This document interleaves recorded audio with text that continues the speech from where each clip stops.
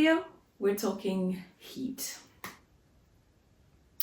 And these are some reasons why I stopped using heat personally, what heat did to my hair, and yeah, what you might want to consider before you go ahead to include heat into your routine, plus some solutions if you're someone that uses heat on a regular basis.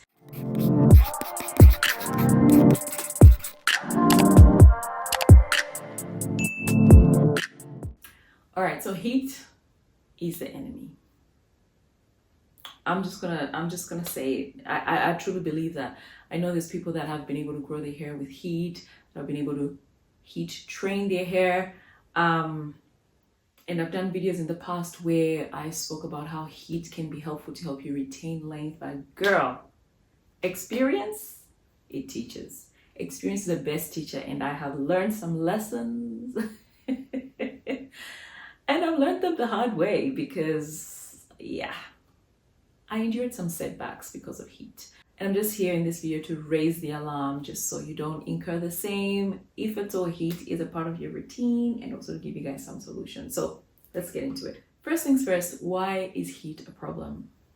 You guys probably know already the possibility of heat damage, right? The possibility of the reduction in integrity for your hair long term. So you might not be able to see heat damage right now, but over a period of time using heat, you might see changes, or just your hair changing in its quality, right? Becoming unresponsive to product, just needing more protein, for example, extremely dry, etc.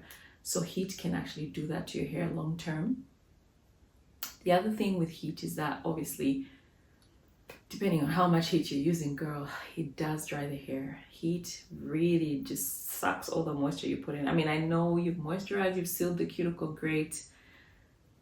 Unless you're a straight natural and you're sort of happy with, if you lose a bit of curl pattern there.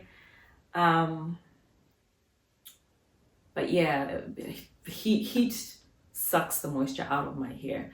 So as you guys know, I'm big on moisture, so heat is something that I decided to eliminate out of my routine. And when I say heat, guys, I mean direct heat. So blow dryers, curling irons, that kind of stuff. Another problem that heat can really cause is just an influx of split ends, tangles, single strand knots. Because the hair is dry, those things just are on a level, right?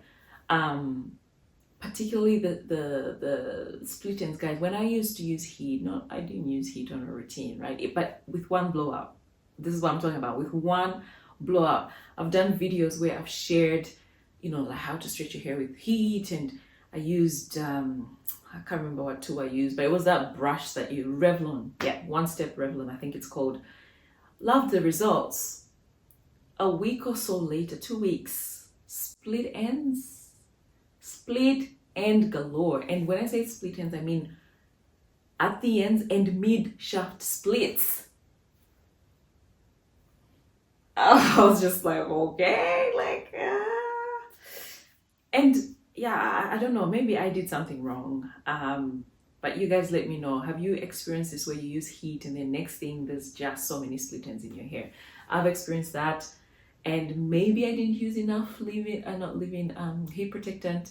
However, that just freaked me out, and I stopped using heat on my hair. Another thing I experienced is just a rough feeling or a rough texture after using heat on my hair, right? I guess you can call it a brittleness, or I don't know. You get something similar to what do they call them? Velcro ends these days. What they call them, like at the ends, you just feel like, oh my God, I can't detangle my hair. Heat did that to my hair. So am I saying stop using heat completely? No, you can definitely use indirect heat. However, if you're going to use direct heat, here are some tips for you. The first one is to use it sparingly. Don't be using heat today and then tomorrow and then the day after. Girl, no, it's not good for healthy hair. Even if you don't want long hair, that regular use of heat is not great unless you're a straight natural. Of course, straight naturals are people that have accepted whatever it is that heat brings, and they're happy to deal with that. So this is not a video for you if heat is actually a huge part of your routine. However, if you're someone who tries it here, tries it there, try and use it sparingly. Don't be doing it often and back to back to back, okay? Another thing is to use heat. Use medium to low heat. This thing where people use high heat, I mean, it gets good results. It gives you almost like a silk press blowout kind of thing, but long term, yeah, it's gonna cause some problems. So if you're gonna use heat, try and use a lower temperature, or just low to medium at least, and yeah, keep it safe around there. As you can imagine, if you're gonna use heat, use a heat protectant. You guys know this already, but I knew this and I still had a problem. So I'm here to say, don't just use a heat protectant. First of all, use a quality heat protectant, one. Number two, use a lot. Use enough heat protectant. This hot or pea size, and no, use enough heat protectant, girl. Yeah, like protect your hair from the heat. If you're gonna use heat, you do that. I'm not gonna say I'm never gonna use heat, but I haven't used heat this whole past year, or at least the 9 months, and I don't intend to use heat anyway in the near future. But if I do use heat eventually or sometime, I would definitely go ahead and use a lot of heat protectant, a lot, because I don't want to have to deal with whatever damage or whatever issues that heat brings. So I encourage you as well to not only invest, but also use a good amount of a heat protectant. The next thing I'm just going to emphasize is to use protein. You know, each time you use heat, you have to moisturize your hair well, you have to deep condition your hair well, you have to cleanse your hair, you have to use a protein treatment, right? This is known. I'm taking it a step further and I'm saying use a true protein treatment. This is not just any protein treatment like the Strength and Restore from Shea Moisture. Use a true protein. I've done a video where I talk about, you know, protein and some great options for true protein. When I say true protein, I mean they've got protein in the top 5 to 7 of the ingredient list. And if it's not in the top 5 to 7, it's in the midsection. However, they have a lot of protein in there. It's not just one protein, it's a few of them. That is going to really go in there and protect and fill in the gaps and repair your hair and just put it in the best position before you apply heat to your hair. Okay, so use a quality protein treatment. A good one that I'll just say straight off my head is Afro G 2-step. That's an OG, that's non-negotiable, not non-negotiable, but if you just don't want to be searching and trying things out, just go for that one. That will really treat your hair before you go ahead to use heat. Lastly, guys, if you're gonna use heat, use a quality heat tool. Who's that YouTuber? Green Beauty.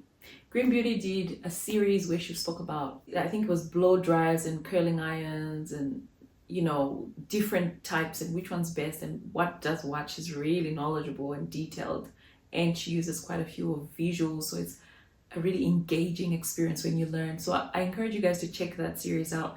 However, if I were to become a straight natural and if heat was becoming a huge part of my routine, I would invest in heat tools like the Dyson, I can't remember which Dyson it was, I'll put a photo. There's a few hair tools that are high quality, that have got the latest technology to help keep the integrity of the hair while using heat. So that's one.